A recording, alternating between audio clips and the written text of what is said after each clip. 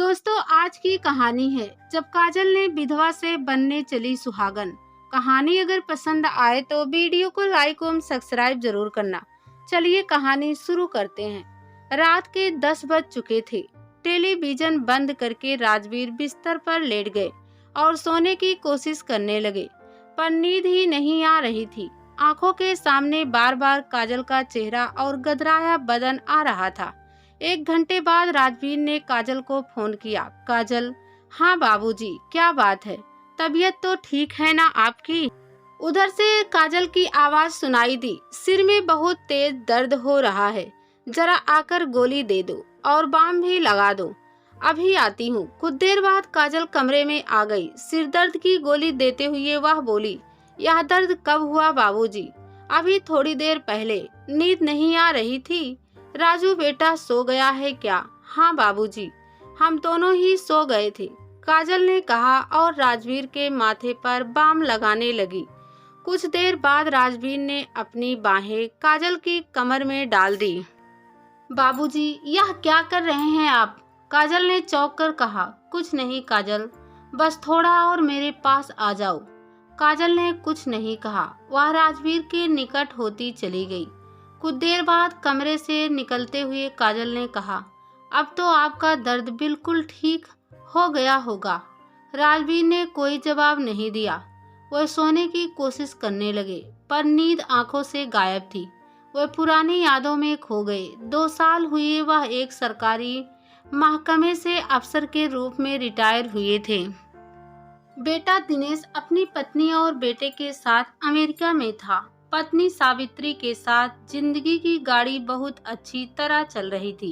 एक दिन काम वाली शांति बाई एक जवान औरत के साथ आई और बोली, आप कह रहे थे कि ऐसी बाई चाहिए जो सुबह से शाम तक काम कर सके। यह काजल है, घर का सारा काम करेगी। यह हमारे गांव की है। आप किसी तरह की चिंता ना करना, इसकी पूरी जिम्मेदारी मुझ पर है। इसके साथ 5 साल का एक छोटा बेटा है। 2 साल पहले इसके पति की एक हादसे में मौत हो गई थी। अब इसका गांव में कोई नहीं है। मैंने ही इसको यहाँ बुलाया है। काजल ने हाथ जोड़कर नमस्कार किया। उन्होंने काजल की ओर देखा। गदराया बदन, मोटी आंखें, गोरा रंग, खूबसूरत चेहरा। काजल को काम पर रख लिया गया। वह अच्छे ढंग से घर के काम करती। वह खाना भी बहुत लजीज बनाती थी। काजल के आने से सावित्री को भी बहुत आराम मिल गया था। वह काजल की बहुत तारीफ करती थी। कुछ दिन के बाद काजल को कोठी में ही एक कमरा दे दिया गया, जहां वह अपने बेटे राजू के साथ रहने लगी। पास के एक स्कूल में राजू को दाखिला दिला दिया। एक दिन सावित्री बीमार हो गई। इलाज कराने पर भी बीमारी बढ़ती चली गई और पता चला कि उन्हें कैंसर है। इलाज होता रहा, पर सावित्री बच ना पाई। सावित्री की बीमारी के समय काजल ने भी बहुत सेवा की थी। सावित्री के आखिरी समय तक वह साथ रही थी। अमेरिका से दिनेश सहपरिवार आया और कुछ दिन बाद वापस चला गया। इतने बड़े मकान में राजवीर अकेले हो गए थे। काजल उनका पूरा ध्यान रखती कि उनको कब क्या खाना है और कौन सी दवा लेनी है। यादों के समुंदर में डूबते तैरते उनको नींद आ गई।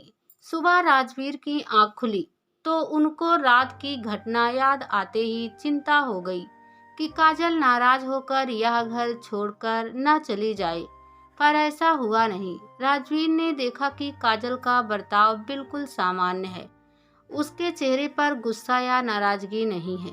काजल ने राजवीर को नाश्ता देते हुए कहा, बाबूजी, रात जो हुआ उससे मुझे डर है कि कहीं बच्चा ना ठहर जाए। ऐसा नहीं होगा काजल, मैं बाजार से गोलियां ला दूंगा। उसके बाद जब कभी राजवीर का मन होता तो काजल को कमरे में बुला लेता। एक दिन राजवीर ने कहा, काजल, यहाँ रहते हुए तुम किसी तरह की चिंता ना करना। जब भी अपने लिए या राजू बेटे के लिए बाजार से कुछ खरीदारी करनी हो तो मुझसे रुपए ले लेना। ठीक है बाबूजी, काजल बोली। वह अच्छी तरह जानती थी कि बाबूजी उस पर इतने दयालु क्यों हो रहे हैं। वह बाबूजी की हर जरूरत जो पूरी कर देती है। काजल यह भी समझती थी कि यहाँ बाबूजी के पास बहुत अच्छा घर मिल गया है।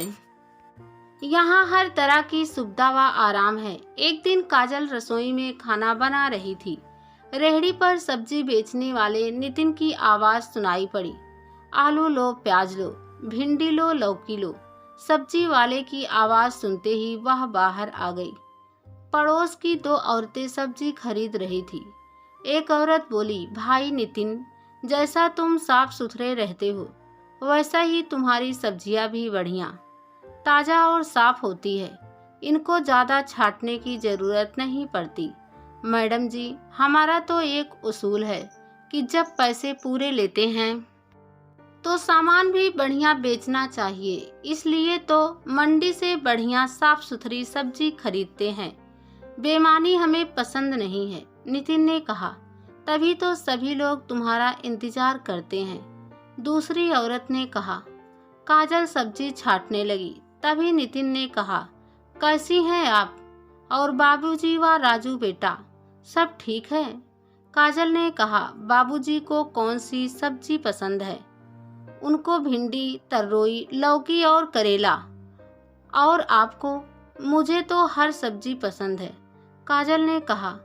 काजल ने सब्जी लेते समय जब भी नितिन की ओर देखा तो उसे लगा कि वह कुछ कहना चाहता है।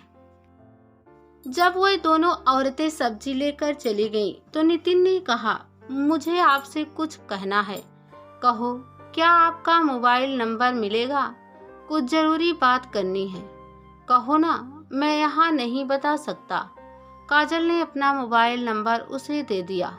नितिन ने चलते चलते पूछा, आपसे कितने बजे बात हो सकती है? रात 9 बजे के बाद, काजल बोली और सब्जी लेकर घर में आ गई। रात के 9:30 बजे काजल के फोन की घंटी बज उठी।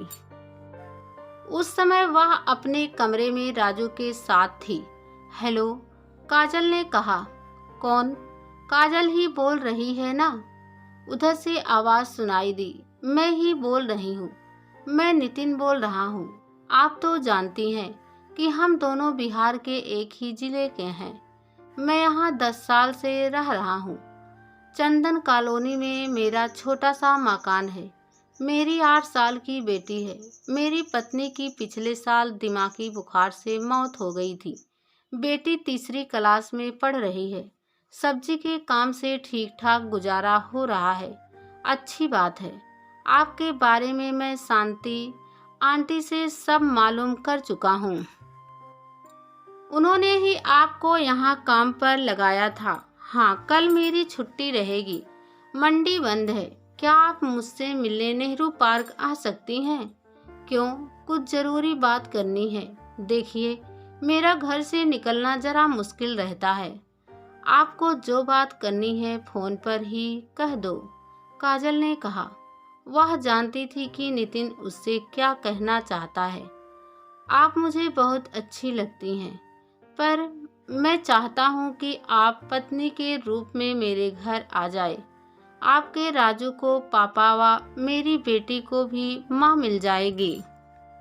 काजल चुप रही। क्या मेरी बात से नाराज हो गई आप? आप चुप क्यों हैं? कुछ बोलिए ना। मैं 1 से 2 दिन में बता दूंगी। एक बात और मैं बताना चाहता हूँ। क्या शादी के बाद आपको कहीं काम करने की जरूरत नहीं पड़ेगी। बस अपने छोटे से घर परिवार को संभाल लेना। ठीक है, बता दूंगी, काजल ने कहा और मोबाइल बंद कर दिया।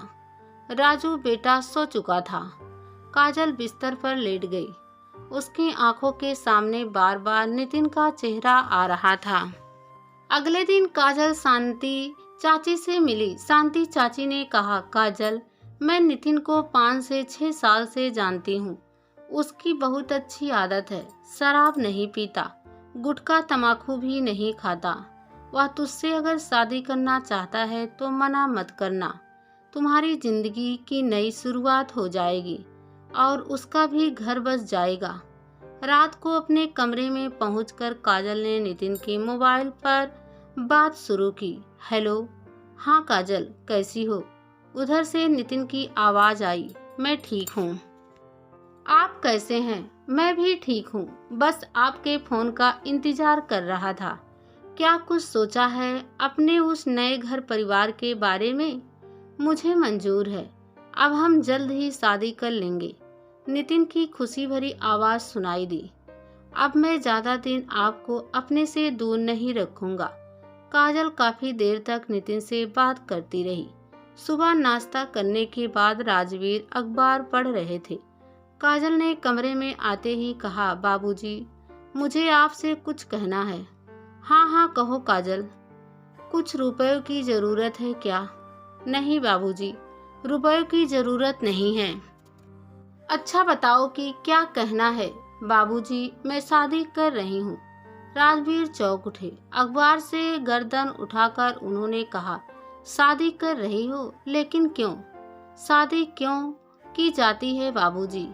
मेरा मतलब है कि यहाँ तुम्हें किसी बात की परेशानी हुई है क्या?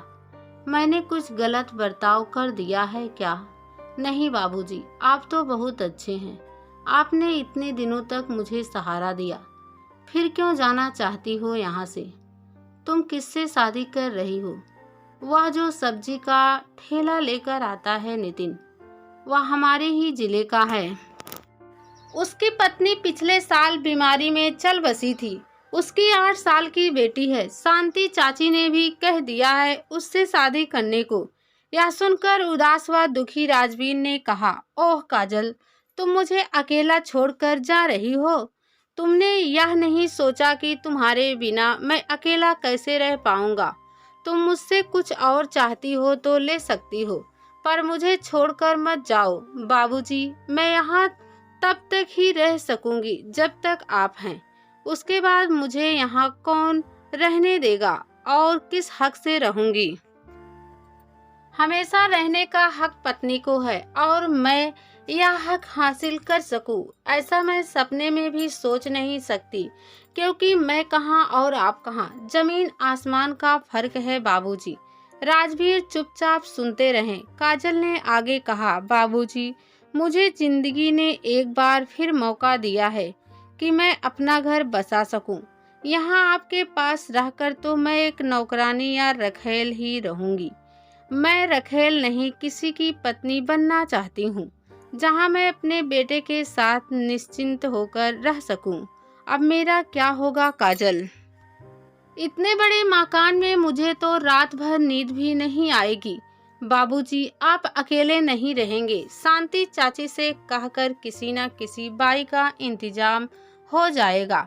कोई भी आ जाए काजल, पर तुम जैसी नहीं मिलेगी, जिसने मेरी हर खुशी का ध्यान रखा। राजवीर ने काजल की ओर देखकर कहा, बाबूजी, जब तक आपके लिए किसी बाई का इंतजाम नहीं होगा, तब तक मैं आपको अकेला छोड़कर नहीं जाऊंगी। काजल, तुमने ठीक ही सोचा है। तुम्हारे सामने 2 रास्ते थे, तुमने दूसरे रास्ते की ओर सही कदम बढ़ाया है। वैसे भी तुम्हारी सेवाओं को मैं कभी भुला नहीं पाऊंगा। और हाँ, अपने नए घर परिवार में जाने के बाद कभी भी मेरी मदद की जरूरत पड़े तो बता देना। मैं तो यही कहूँगा काजल कि तुम जहाँ भी रहो खुश रहो। बाबूजी, आप कितने अच्छे हैं। काजल ने मुस्कुराकर राजवीर की ओर देखते हुए कहा।